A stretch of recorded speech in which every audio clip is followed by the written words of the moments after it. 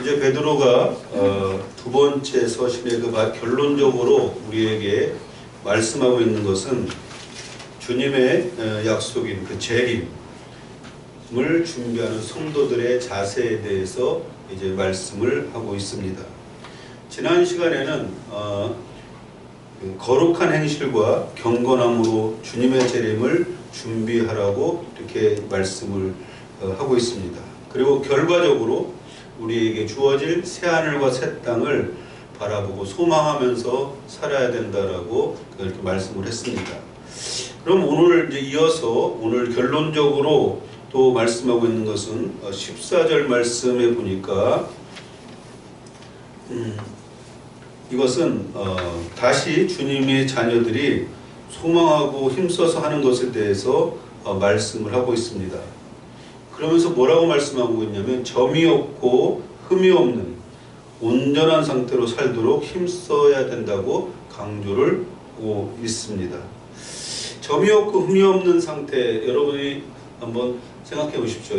그 구약에서도 그렇고 신약에서도 그렇고 우리가 주님의 형상을 닮아가야 되고 하나님의 온전하신 같이 우리도 온전하라고 했습니다.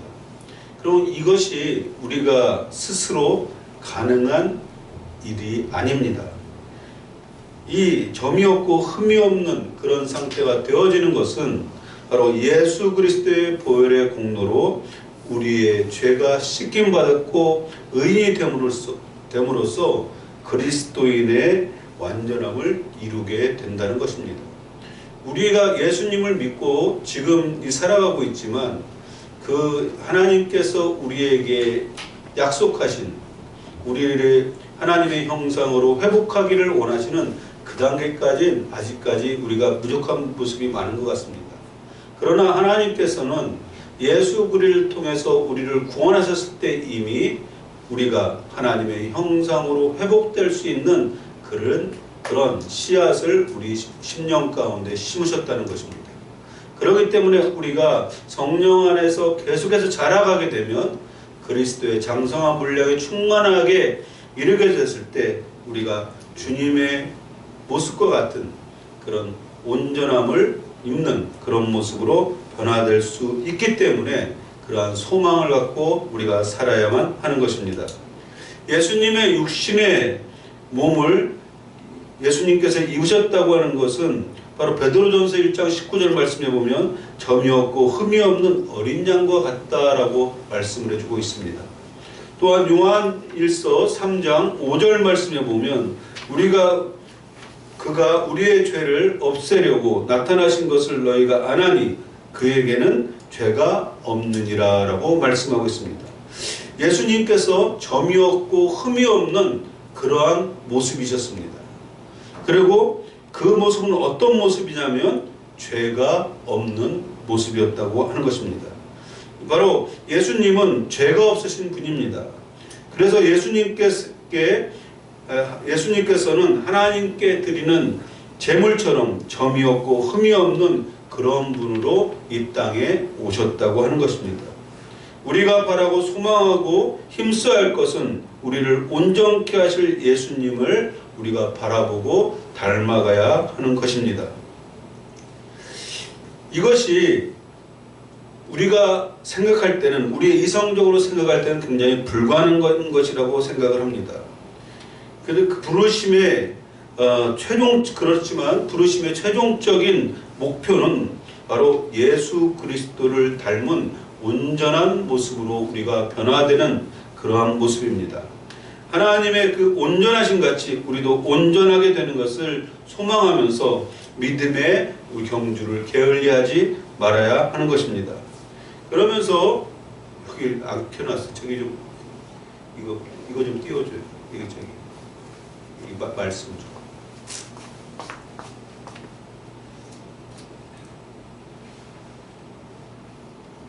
(14절) 여기 말씀해 보면 점도 없고 흠도 없이 평강 가운데 나타나기를 힘쓰라 라고 말씀하고 있습니다.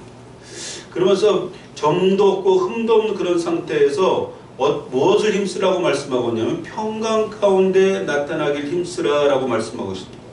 이 의미는 무엇이냐면 하나님 앞에서 우리가 모두 다 그 백보자의 심판대에 서게 될 터인데 그 앞에서 심판에서 합격되어지는 그러한 모습을 의미하는 것입니다. 평강 가운데 나타나기를, 나타난다고 하는 것은 무엇이냐면 발견하다, 발견되다, 그런 뜻을 가지고 있습니다. 바로 이렇게 점이 없고 흠이 없는 모습으로 우리가 바라고 소망하는 것은 평강 가운데 드러나게 될 텐데, 이제 그것은 바로 구원에서의 온전함을 이루게 되는 것입니다. 많은 사람들은 평강을 원하죠. 많은 사람들은 평강을 하기를 원합니다. 평화를 원합니다. 그래서 수많은 사람들이 평화를 외치기도 하고 평화 운동가들도 많이 있습니다. 이 평강이라고 하는 것은 하나님께서 우리에게 준 선물입니다. 이 평강은 어디서 오는 것이 진정한 평강이냐면 하나님으로부터 오는 평강이 진정한 평강이라고 하는 것입니다. 이것은 하나님이 주시는 우리에게 선물이고 이것이 은혜이기 때문에 그렇습니다. 점이 없고 흠이 없는 것은 바로 죄가 없다는 것입니다. 죄사함을 받고 죄에서 떠나서 살 때 진정한 평강을 누리게 되는 것입니다. 우리가 평강을 원하지만 실질적으로 하나님의 의가 없는 평강은 잠시 동안 우리에게 주어질지 모르지만 그것이 영원한 그 평강이 될 수가 없는 것입니다. 죄에서 자유함을 얻을 때 따라오는 것이 바로 평강입니다. 이 평강은 하나님께 속한 것이기 때문에 그렇습니다. 하늘로부터 오는 평강이 임할 때 마음속에 진정한 평화를 우리가 누리게 되는 것입니다. 그래서 예수님께서는 요한복음 14장 27절 말씀에 평안을 너희에게 끼치노니 곧 나의 평안을 너희에게 주노라. 내가 너희에게 주는 것은 세상에 주는 것과 같지 아니하니라. 너희는 마음에 근심하지도 말고 두려워하지도 말라, 이렇게 말씀하고 있습니다. 지금 평안을 너희에게 주기를 원하는데 그 평안이 누구의 것이냐면 나의 평안이라고 말씀하고 있습니다. 나의 평안을 너희에게 주노라. 이 평안이 하늘로부터 오는 평안이기 때문에 이 하늘로부터 오는 평강이 예수님을 사로잡고 있었다는 것입니다. 아버지로부터 오시는 평안을 사로잡고 있었다면 하나님과 함께함을 통해서 어떻습니까? 십자가 앞에서도 두려워하지 않고 평강을 누릴 수 있는 그런 것입니다. 때문에 이 평강이, 하늘로부터 오는 평강이 임할 때 우리가 어떤 피스라고 하는 그런 어떤 평화로운 그것뿐만 아니라 두려움이 다 사라져버리는 그런 은혜가 이 평강 가운데 있는 것입니다. 예수님 안에서 우리가 살아갈 때 이런 진정한 평강을 우리가 누리게 되는 것입니다. 우리가 믿는 사람과 믿지 않는 사람들의 차이가 있어요. 그것은 무엇이냐면 똑같은 환경일지라도 믿지 않는 사람은 어려움 가운데 있을 때 거의 두려움 가운데 있고 염려와 근심, 걱정으로 힘들어합니다. 그러나 똑같은 상황에 처해 있을지라도 믿는 사람에게는 그 어려움 가운데 있을 때 두려워하는 것이 아니라 하나님의 평강이 임함을 통해서 어떻습니까? 그 어려움을 극복할 수 있다고 하는 것입니다. 15절 말씀에 보니까 이제 9절에서 그 말씀한 것을 다시 언급하고 있습니다. 그것은 뭐냐면 오래 참으시는 하나님에 대해서 말씀을 하고 있습니다. 하나님의 속성은 오래 참으시는 것입니다. 인내하시는 것입니다. 하나님은 사랑이시기 때문에 인내하고 오래 참으신다라고 하시는 것입니다. 참으심, 인내하심은 왜 목적은 무엇에 있냐면 바로 우리를 구원하기 위한 것이다라고 말씀을 하고 있습니다. 하나님께서 우리에 대한 죄악에 대해서 즉각 반응을 하신다고 하면 우리는 단 한시도 살아남을 수 없는 그러한 존재들입니다. 그러나 하나님께서 오래 참으심을 통해서 우리에게 어떤 기회를 허락하시는 것입니까? 회개하고 돌이킬 수 있는 그 기회를 우리에게 허락하신다고 하는 것입니다. 그것이 바로 무엇입니까? 하나님의 사랑입니다. 우리가 믿는 자로서 갖는 특권이 어디에 있냐면, 하나님의 자녀로서 갖는 특권은 어디에 있냐면 회개할 수 있는 기회가 주어진다라고 하는 것입니다. 그것이 바로, 회개는 무엇입니까? 하나님의 사랑의 표현이라고 할 수가 있습니다. 하나님은 사랑이시기 때문에 우리를 완전히 멸하는 것이 그 하나님의 목적이 아니라 그들을 구원하기 위한 것이 목적이기 때문에 회개의 기회를 주시기 위해서 오래 참으신다고 하는 것입니다. 바울은 바로 이런 하나님의 사랑에 대해서 동일하게 썼다라고 말씀하고 있습니다. 그러면서 이것은 로마서 2장 4절에서 말씀하신 것을 인용한 것을 볼 수가 있습니다.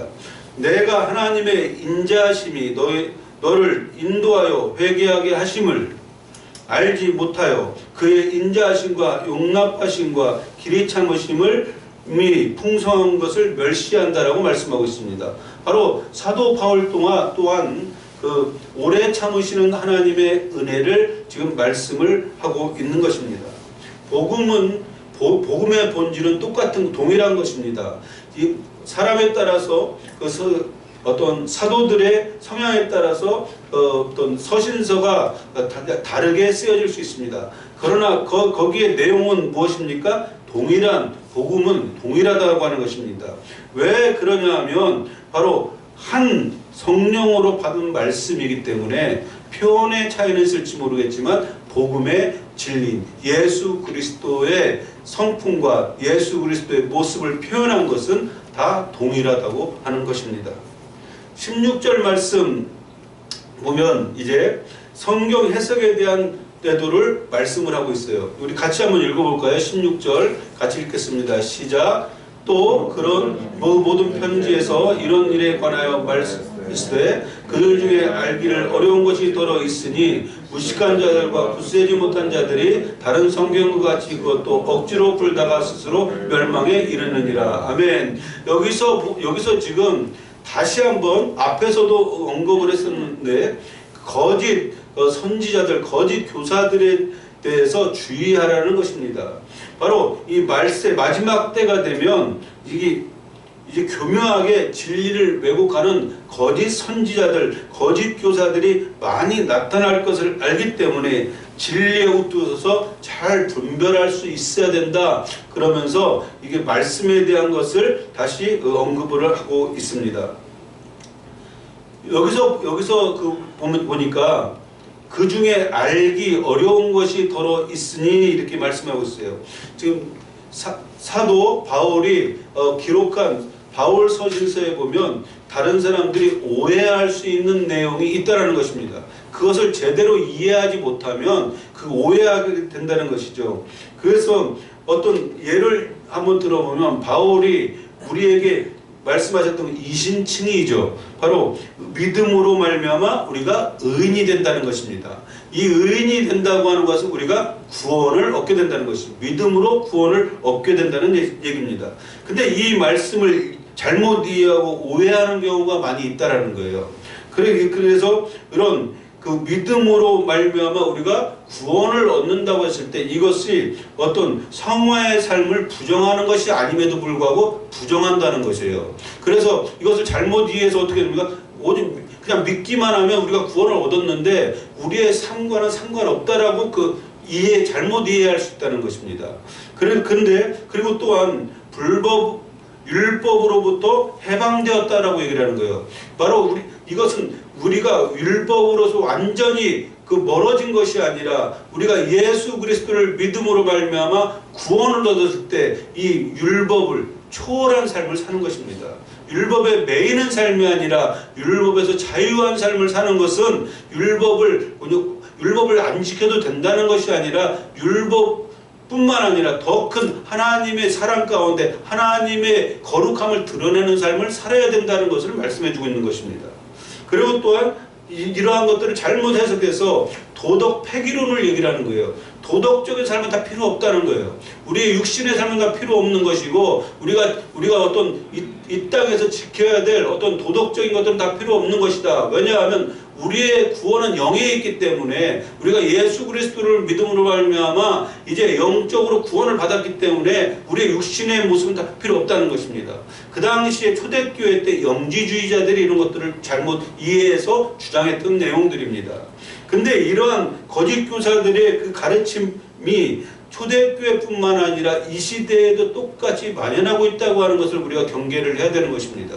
우리가 잘못 이해해서 믿음이라는 것을 잘못 이해해서 그냥 믿음은 영적으로 내가 그냥 예수님을 그 받아들임을 통해서 구원을 얻는 그것으로만 판단했을 때 우리는 어떻습니까? 우리의 삶이 거룩한 삶을 살지 못한다는 거예요.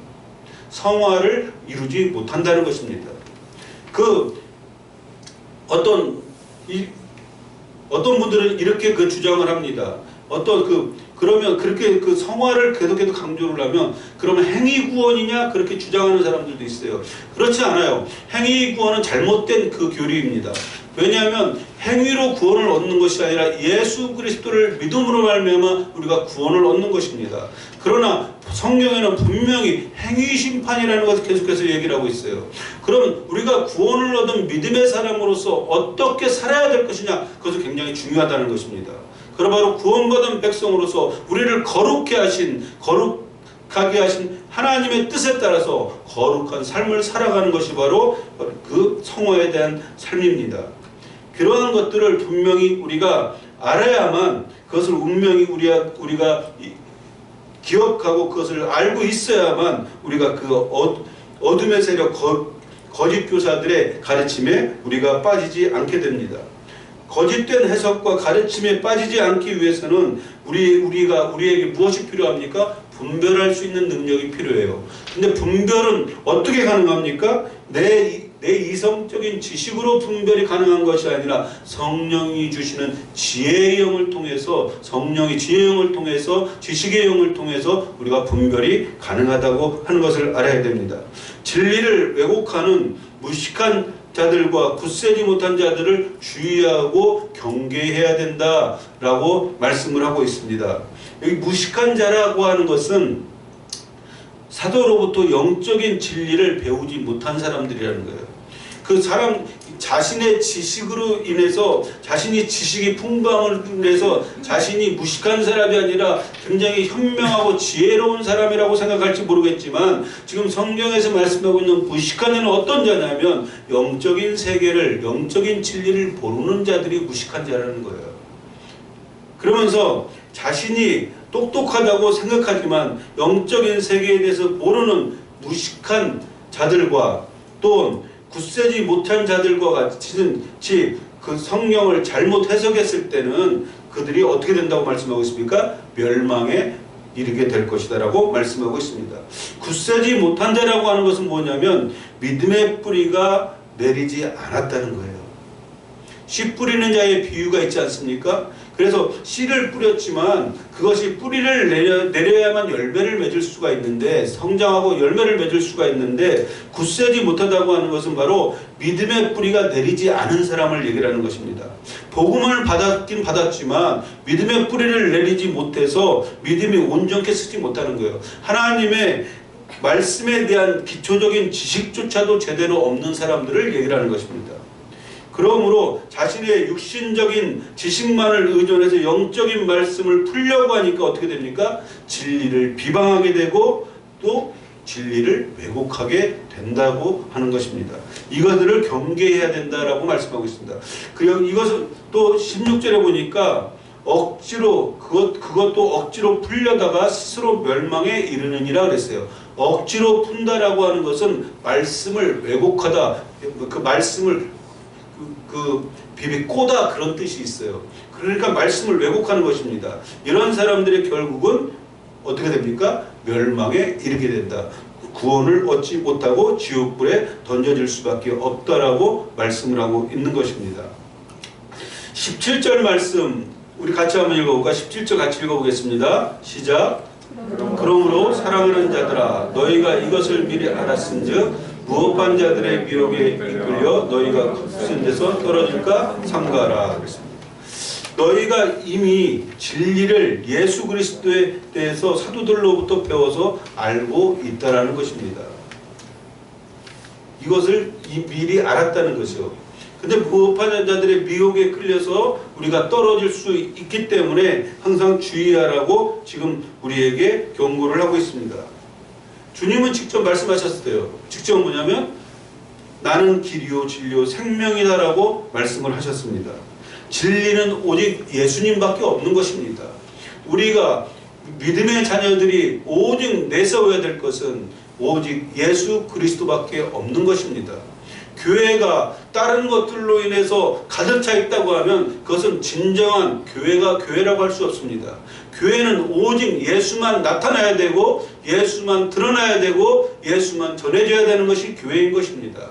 바로 우리가 성도로서 이 세상을 살아갈 때에 우리가 나타내고 드러내야 하는 것은 바로 예수 그리스도밖에 없다고 하는 것입니다.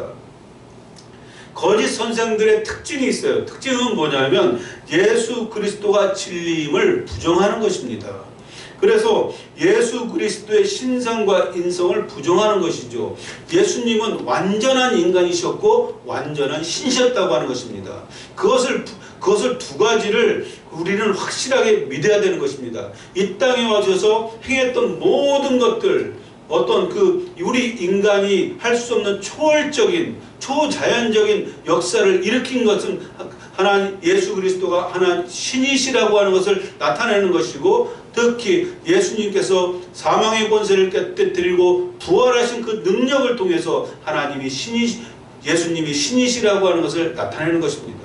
그렇 또한 예수님은 완전한 인간이셨다는 것은 뭐냐면 인간으로서 그 성장기부터 겪어야 했던 모든 것들을 우리가 겪어야 될 수 있는 모든 것들을 똑같이 겪으셨다는 것입니다. 그렇기 때문에 그것이 우리에게 은혜가 되는 것이 뭐냐면 예수님께서 이 땅에 오셔서 인간의 몸을 입고 우리가 누릴 수 있고 우리가 겪어야 될 모든 것들을 겪은 것이 은혜가 되는 것이 뭐냐면 가장 우리를 더 깊이 아시고 우리의 힘든 것들 아시고 우리의 기쁨을 아시고 우리를 충분히 이해할 수 있는 분이 예수님이기 때문에 우리에게 은혜가 되는 것입니다. 그냥 예수님을 믿으면 구원받습니다라고 얘기해서 그냥 어떤 예수님이 육신의 몸을 입고 이 땅에 오시지도 않아도 그냥 교리적으로 예수라는 이름을 믿으면 구원받아 그렇게 갈 수도 있는 거예요. 그러나 예수님이 이 땅에 오실 수밖에 없었던 것은 바로 우리가 피 흘림이 없으면 죄사함이 없는 그것뿐만 아니라 우리가 겪을 수 있는 모든 것들을 하나님이신 예수님이 겪으셨다는 것입니다. 그렇기 때문에 무엇보다도 우리를 더 이해하시고 우리를 인정하시고 우리를 도우실 수 있는 분이 예수님이기 때문에 그 예수님의 영인 성령님이 우리에게 오셔서 우리를 이해하시고 도우시고 인도해 가시고 우리를 보호하시고 있다고 하는 것입니다. 그것을 묵상할 때마다 그것이 우리에게 가장 큰 은혜고 축복인 것을 우리가 알 수가 있습니다. 우리가 믿는 예수가 믿음의 기초가 되어야 됩니다. 예수를 떠나서는 우리 기독교가 존재할 수가 없는 거예요. 그렇기 때문에 우리는 오직 예수 이름으로 구원을 받는 것이고 예수 그리스도를 통해서 우리가 거룩한 길을 갈 수 있게 되는 것입니다. 예수를 부인하는데 어떻게 성경 말씀을 믿을 수 있겠습니까? 성경은 예수님의 이야기입니다.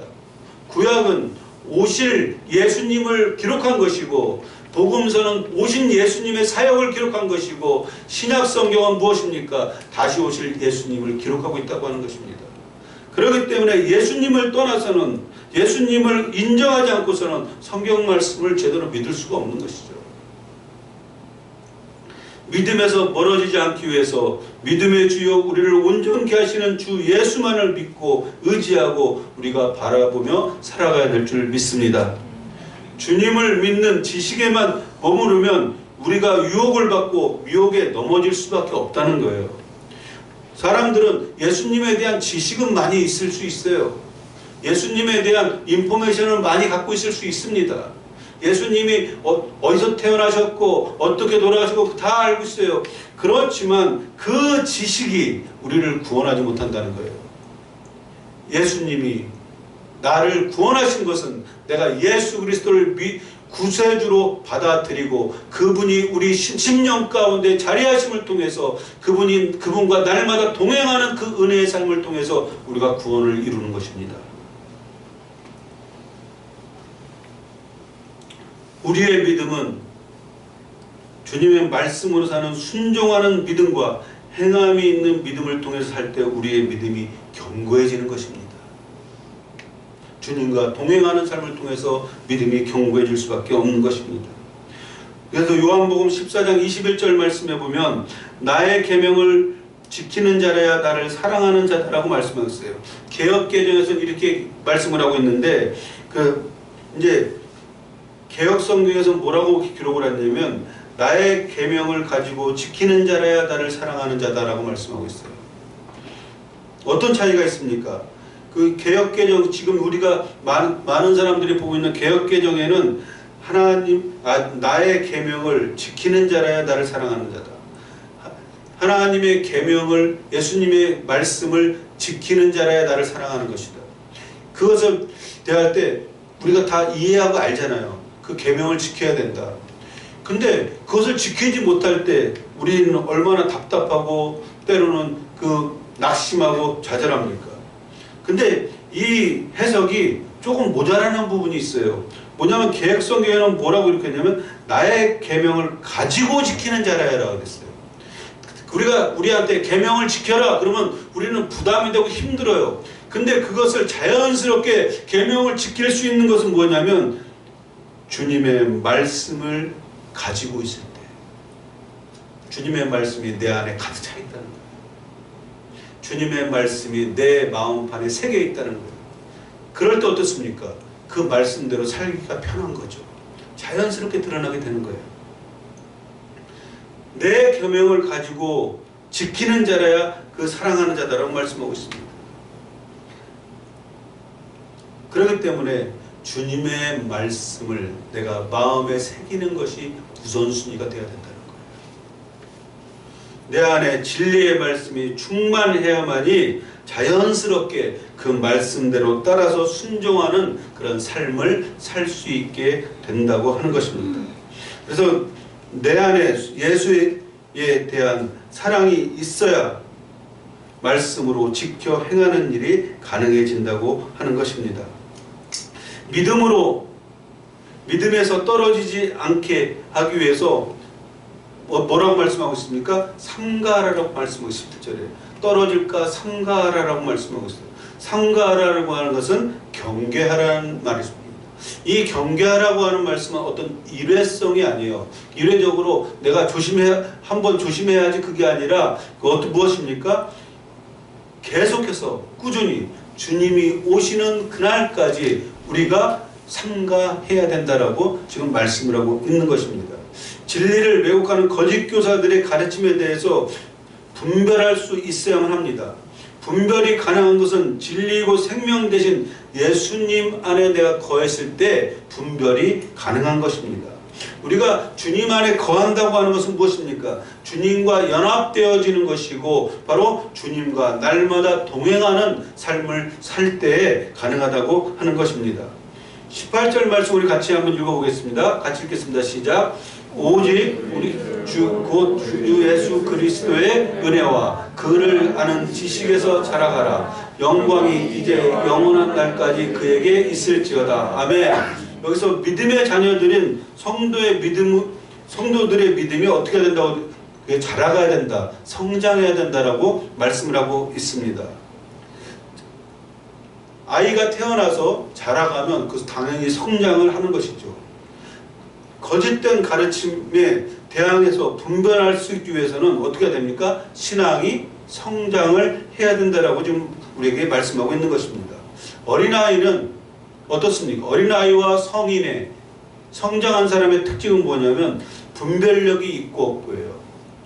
그리고 또 어떤 것들 불의에 대해서 대항할 수 있는 힘이 있고 합니다. 때문에 영적인 싸움과 분별을 위해서는 우리가 어떻게 돼? 영적으로 성장한 그 장성한 자가 되어져야만 하는 것입니다. 그래서 히브리서 5장 14절 말씀에 보면 단단한 식물은 장성한 자의 것이니 그들은 지각을 사용함으로 연단을 받아 선악을 분별하는 자들이니라 그랬습니다. 선악을 분별하는 자들은 어떤 자들입니까? 성장한 자, 장성한 자의 것이라는 거예요.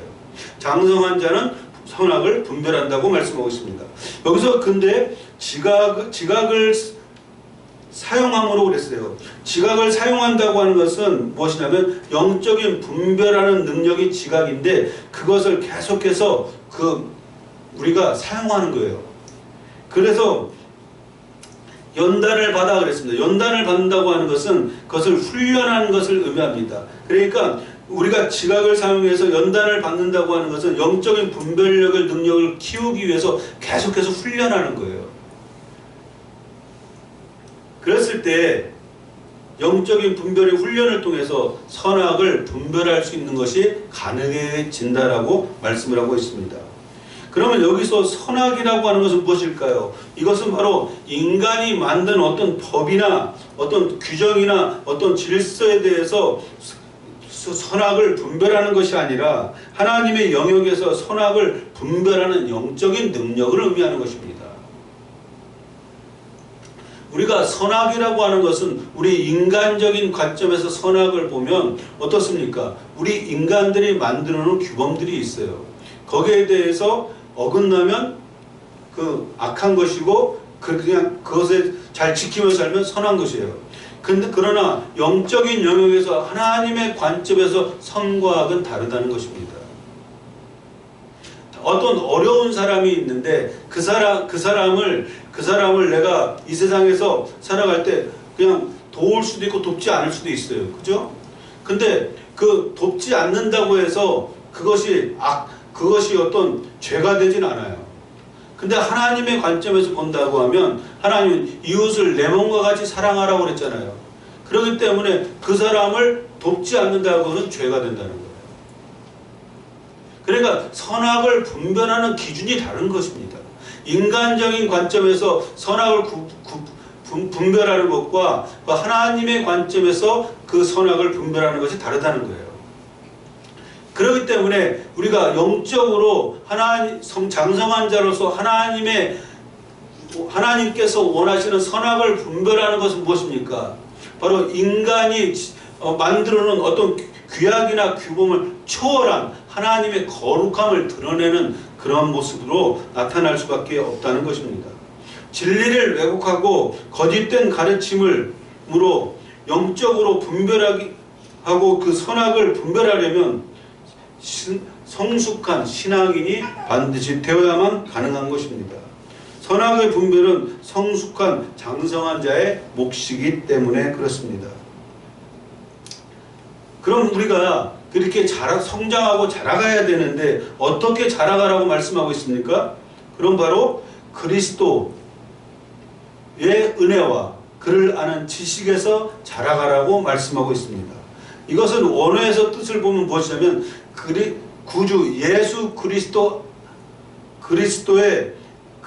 안에서 그리스도의 은혜 안에서 자라가라고 말씀하고 있고 또 그리스도의 아는 지식 안에서 자라가라고 말씀하고 있습니다. 바로 자라간다고 하는 것은 무엇입니까? 우리가 영적인 성장을 의미하는데 그것은 바로 우리가 그리스도의 은혜 안에서 우리가 성장하는 것이고 그리스도의 지식 안에서 우리가 성장하는 것이라고 말씀하고 있는 것입니다. 나를 구원하신 십자가의 은혜, 이 은혜가 없이는 결코 우리가 성장할 수 없다고 하는 것을 말씀해주고 있습니다. 그러면 우리가 나를 구원하신 예수 그리스도의 십자가의 은혜를 잊지 않기 위해서는 어떻게 해야 될까요? 우리가 날마다 예수 그리스도의 십자가를 묵상할 뿐만 아니라 우리에게 기도가 필요한 것입니다. 기도할 때마다 우리를 구원하신 은혜를 묵상하게 되고 죄에서 자유를 얻게 하신 십자가의 사랑이 묵상됨을 통해서 내 믿음이 더욱더 단단히 견고하게 서게 되는 것입니다. 우리의 믿음과 신앙은 구원의 은혜와 진리의 지식, 말씀을 통해서 더욱 견고해지는 것입니다. 진리의 말씀을 제대로 모르고 구원의 은혜만 있다고 하면 이단에게 쉽게 넘어갈 수가 있습니다. 이제 나이 드신 시골에 가면 나이 드신 이제 권사님들이 계세요. 그분들에게 그 성경을 더 공부해야 된다, 성경을 더 알아야 된다 그렇게 얘기를 하면 어떤 말씀을 하시냐면 나는 체험 신앙이기 때문에 그 성경을 그렇게 몰라도 괜찮아 그렇게 얘기하시는 분들도 있어요. 그러니까 그런 분들은 어떤 체험적인 신앙은 굉장히 중요하고 필요하죠. 자신이 직접 체험하는 예수 그리스도의 사랑을 체험하는 것이 중요합니다. 그러나 그러한 것들은 미혹되기 쉽다는 거예요. 왜냐하면 진리의 말씀이 바탕이 되어 있지 않기 때문에 그렇습니다. 반대로 진리에 대한 지식은 있는데 구원에 대한 은혜와 감격이 없다고 하면 종교적인 사람이 될 수 있고 율법주의자가 될 수가 있다고 하는 것을 우리가 잘 알아야 됩니다. 참된 믿음의 사람은 무릎을 꿇고 배우는 사람입니다. 그래서 무릎으로 배우는 사람은 진리를 깨닫게 되고 진리의 말씀에 순종하는 믿음의 사람이 되는 것입니다. 무릎으로 배운다고 하는 것은 무엇입니까? 바로 내가 기도의 사람으로서 기도할 때에 하나님께서 우리에게 주시는 진리를 깨닫게 되고 그리고 진리의 말씀이 우리에게 부어졌을 때 기도하는 사람은 순종하는 믿음의 사람이 될 수 있다고 하는 것입니다. 우리가 아무리 신앙의 연수가 길다고 해도 기도하지 않는 사람은 결단코 순종하는 삶을 살기 수가 없습니다. 왜냐하면 기도할 때 어떤 일이 일어납니까? 내 자아를 깨트리는 그 은혜가 일어나기 때문에 그래요. 성경적인 지식이 풍부하고 신앙생활을 오래 했다고 할지라도 내가 기도하지 않는다고 하면 진정으로 주님께서 원하시는 기뻐하시는 믿음의 삶, 순종의 삶을 살 수가 없게 되는 것입니다. 많은 믿음의 사람들, 성자들이 있었습니다. 성자들은 왜 수도원에서 그렇게 오랫동안 있었을까요? 그들은 기도하기를 원했기 때문에 그래요. 하나님의 말씀을 묵상하고 살지만 그 말씀대로 살기를 소망했기 때문에 그들은 수도원에서 기도하는 생활을 할 수밖에 없었다는 것입니다. 기도와 말씀은 항상 함께 해야만 바른 신앙생활을 할 수가 있고 온전한 믿음의 사람이 될 수가 있는 것입니다. 우리가 하나님의 은혜와 진리 안에서 사는 것이 영광스러운 삶입니다. 18절 말씀에 자라가는데 그리고 뭐라고 말씀하면 영광이 이제와 영원한 날까지 그에게 있을지어다 그랬습니다. 그러니까 뭐예요? 예수 그리스도 은혜 안에서 그를 아는 지식 안에서 자라갈 때 어떻습니까? 하나님의 영광이 그런 사람에게 있을 것이다 라고 우리에게 말씀해주고 있는 것입니다. 우리가 하나님의 은혜와 진리 안에 사는 것이 영광스러운 삶입니다. 믿으십니까?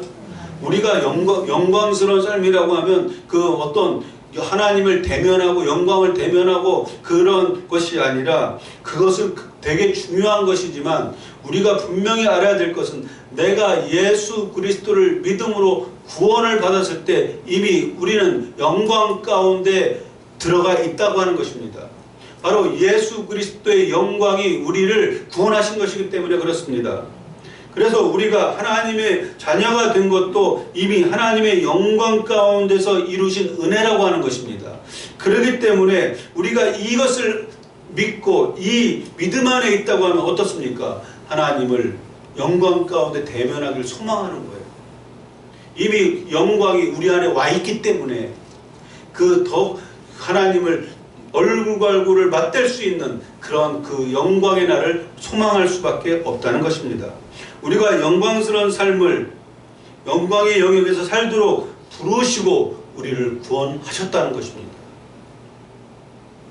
하나님이 우리를 부르신 목적은 하나님의 형상을 회복하기 위함입니다. 하나님의 형상이 회복된다는 것은 영광 안에서 우리가 살도록 부르심을 받았다는 것입니다. 이 영광의 깊이가 있으면 있을수록 더 큰 영광을 사모하게 되어 있는 것입니다. 우리가 신앙이 성숙하면 성숙할수록 그 하나님을 대면하는 그 영광을 사모하게 되어 있는 것입니다. 예수님을 믿음으로 구원을 받았을 때 우리를 하나님의 영광의 영역으로 진입하도록 허락하신 것입니다. 그것이 무엇입니까? 성소의 휘장이 갈라진 거예요. 지성소는 어떤 곳입니까? 하나님의 영광의 임재가 있는 곳이에요. 우리가 그 영광 안으로 들어갈 수 있도록 예수 그리스도를 통해서 이미 우리에게 허락하셨다는 것입니다. 그래서 우리가 그 영광 가운데 살기를 원하고 영광을 대면하기를 원하고 그것을 구하는 자에게 어떻습니까? 보여주신다고 하는 것입니다. 모세가 하나님의 영광을 대면하기를 그렇게 간절히 원했을 때 어떻습니까? 모세만이 그것을 원했을 때 하나님은 그 영광 가운데 모세를 만나 주신 것입니다. 더 큰 영광을 추구하고 영광의 대면을 위해서 더 깊은 갈망과 소망을 우리가 가져야 될 줄 믿습니다. 이것을 가능케 도우시는 분이 누구십니까? 성령 하나님이신 것입니다. 성령의 능력으로 성령님과 동행함으로 나아갈 때 영광의 영역에서 영광스러운 삶을 우리가 살게 될 줄 믿습니다. 베드로는 편지를 받는 믿음의 사람들에게 마지막으로 축복을 합니다. 뭐라고 축복하냐면 바로 지금뿐만 아니라 영원한 하나님의 나라에서까지 하나님의 영광 안에서 사는 축복이 너희에게 있을지어다 이렇게 그 축복하고 있는 것입니다. 우리는 부르신 하나님은 영광 가운데 부르셨다고 하는 것을 여러분이 믿으시길 바랍니다. 영광은 하나님의 속성입니다. 하나님의 형상으로 변화될 때 영광 가운데 영광스러운 삶을 살 수 있도록 우리에게 허락하셨다는 것입니다. 하나님의 영광 안에서 영광의 영역 안에서 우리가 살 때 진정한 소망이 생깁니다. 그 소망은 무엇입니까? 바로 하나님 영광의 하나님을 직접 얼굴과 얼굴을 맞대는 그날을 우리 소망하게 되는 것입니다. 그날이 어떤 날입니까? 바로 주님이 오시는 그날이라고 하는 것입니다. 지금 우리가 하나님의 영광의 영역에서 영광의 능력을 맛보며 우리가 살아가야 하는 것입니다. 그렇지만 그것이 끝이 아니라 마지막 날에 실제로 영광 가운데 하나님을 대면할 영광스러운 그 영광의 날에 들어가는 것을 소망 삼고 우리가 살아갈 때 우리가 부르심에 합당한 그런 부르심에 맞는 주님의 형상을 닮아가는 거룩한 존재로 살아가게 될 줄 믿습니다. 우리 기도하겠습니다. 우리 말씀을 기억하면서 우리 함께 기도하기로 합니다. 새하늘과 새 땅